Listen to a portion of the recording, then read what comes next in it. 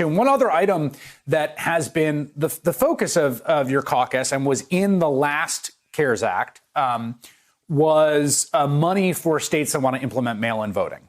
Now, traditionally, vote by mail has not been a particularly divisive or partisan issue. Utah uses it. Oregon uses it. The President of the United States used it.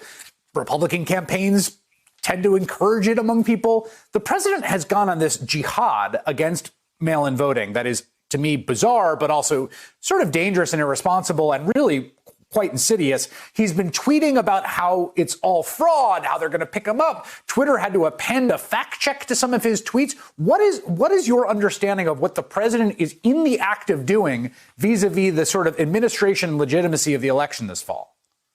I don't know what he's doing, and I don't know if he knows what he's doing. But what he's doing is not right.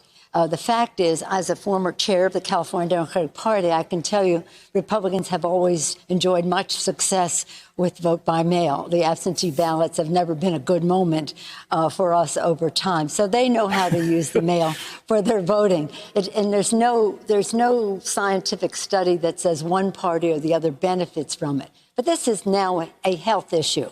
We talk about saving the lives, testing the livelihood, the economy, and the life of our democracy. Vote by mail. Now people have to choose between their health and their vote. That shouldn't be the case. We should always be removing obstacles of participation to the vote. That is the sacred right of our democracy to vote. Remove obstacles. But at a time of a pandemic, even more important to give people an option that is not a risk to their lives as well. So, again, I don't even want to go where he goes, but the point is that this is a very positive initiative that has support throughout the country, bipartisan support.